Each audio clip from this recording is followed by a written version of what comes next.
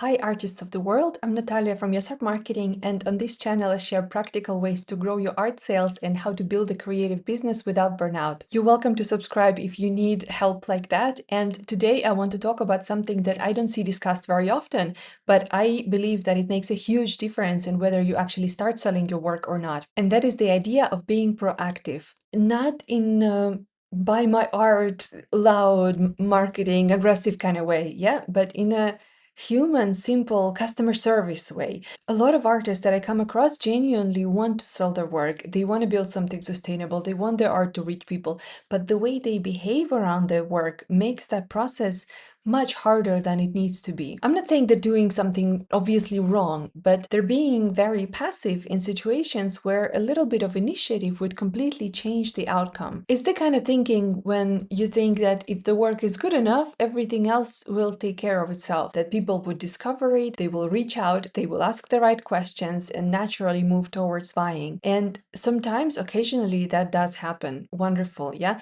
But much more often, what happens is that someone is interested for a moment and then nothing follows. They just scroll past and that's it. Maybe not because they didn't like the work, but because there was no clear, easy path for them to take the next step. Yeah, and this is where being proactive comes in. A very simple example of this is how you respond to messages. If someone takes the time to write to you, especially something like, I really like this piece, is this available? Yeah, that's already is a strong signal of interest. They're not just casually engaging, yeah, they're considering something. That's a good warm lead. They want to buy from you. And in that moment, your response matters a lot more than you might think. Some artists just get so overwhelmed by this interest that they reply 2 days later. It sounds strange, but it happens, yeah, when you get so excited and so nervous that you don't know what to say. Yeah, or if you answer with a single word, yeah, or something very minimal, yeah, you're technically answering the question, but you're not really continuing the interaction. From your perspective, it might feel normal, maybe even relaxed, casual, but from their perspective, it can feel slightly unclear or maybe even a bit unwelcoming.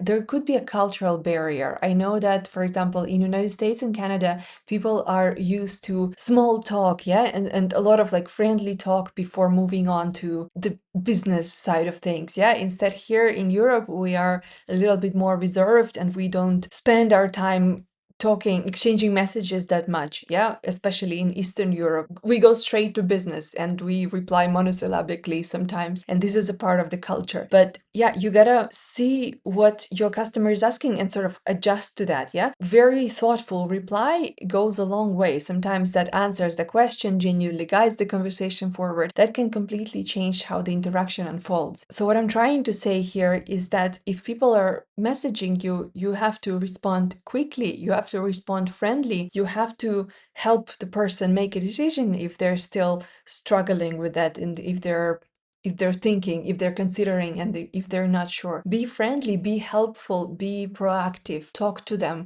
respond in full sentences, ask that person questions that can help them make a decision that goes in your favor. There is also this tendency to adopt kind of minimal or mysterious tone when communicating. Very short answers, no follow-up, no real engagement. And I understand where that comes from. Yeah, there's always this underlying fear of sounding too eager, yeah, of like being too salesy or somehow less authentic. You're afraid that people will think that you're just after the money, yeah. But if you look at it from the other side, as the person is trying to buy something, this experience matters a lot. If you imagine this, you walk into a physical space and you ask about a piece, and a person responds in a very closed off way, like yes, no, yeah, and you don't feel encouraged to continue the conversation. Online, it works exactly the same way. Being clear, friendly, and slightly proactive in your communication is not about pushing, it's about making the interaction comfortable and easy to navigate. And there is some very practical barriers that sometimes go unnoticed, even by artists who run the accounts. For example,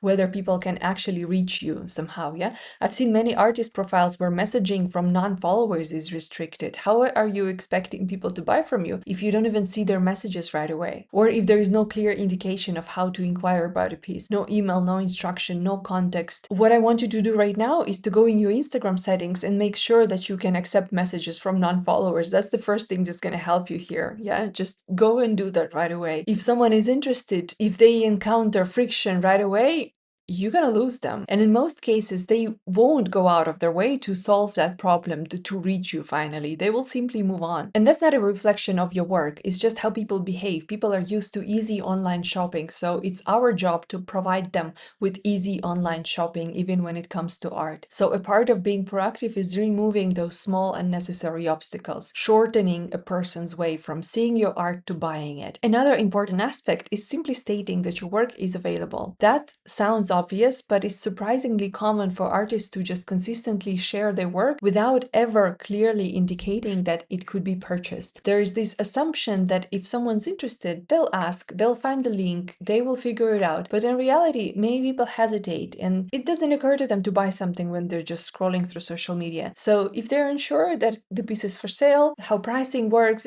sometimes they don't know if it's appropriate to ask, so they don't ask. So rather than risk some awkward interaction, they choose not to engage at all. By clearly saying that something is available, this is how much it costs, the prints are open, you're not being pushy, you're providing clarity, you're making it easier for someone to act on their interest. Following up is another idea where a small change can have a big impact. If someone expresses enthusiasm, like, this is beautiful, I love this would look amazing in my space, that's not just a compliment, it's an opening. And many artists acknowledge it politely and just leave it there, yeah? But you can continue that interaction in a very natural, authentic way. You can mention that the piece is available or ask if they would like more details, yeah? Not in a forceful way, like, here's the link to buy, but in a way that keeps the conversation alive, yeah? You just DM this person politely and say, hey, thank you for liking my art. Would you like some more details because this painting is actually for sale? There's nothing wrong with a message like that. Without that, the interest often fades simply because there was no next step. And here you can sort of warm a person up. Maybe they will not decide immediately, but they will know and they will remember about that piece. And maybe someday they will come back and buy it. More broadly, there's the habit of waiting.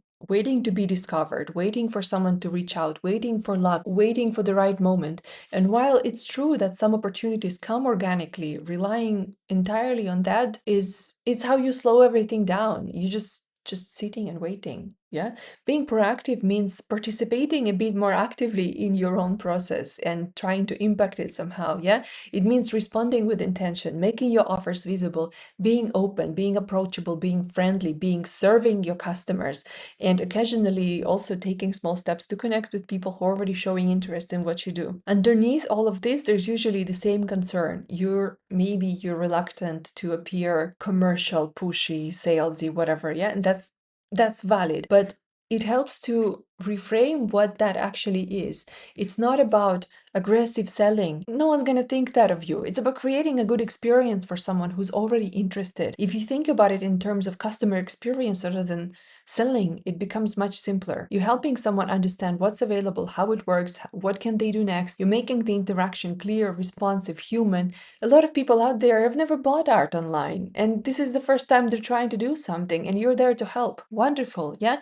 That builds trust. So when you start to approach things this way, things will change, trust me. Instead of hoping that somehow things will happen, you're guiding the process, you're participating in it, you're making it easier for people to engage, to ask questions, to ultimately buy from you if they want to. And very often, even a polite interaction with an artist is something that people remember. And even if they don't decide to buy right away, you shouldn't take it personally. Give them the time to decide. Art is an emotional purchase, it's not a necessity. So people have to really get ready for it. So if you feel like your work is strong, if you're not seeing results though, it's worth looking at this side of things, how approachable you are, how easy it is for people to buy from you, how intuitive the process is, how easy it is to find pricing and links. It's not just what you create, but how you present it, how you communicate, how easy you make it for someone to take that next step. Those small practical details, when combined, they have bigger impact than you might expect. So if you want some help with this kind of shift, with building a more effective way of working as an artist, where you're not just creating, but actually moving things forward, that's exactly what I focus on inside the ArtClub. We work on how to prioritize what matters, how to communicate clearly, how to start building something that can generate income from your art in a realistic way. Come and join us and I will teach you how to build content funnels that would lead people from content to purchase of your art, okay? If this is something you're interested in, you will find the link to Yes Art Club in the description, and you will also find a promo code for a free trial. Come and join us without paying anything. But even without that, yeah, this is the key idea that I want to leave you with. You don't need to become a salesperson, someone like loud and overly salesy and pushy. You just need to become someone who makes it easy for people to say yes. And that's a much more sustainable way to approach it for a creative person like you. I hope it helps, and I will see you in the next video.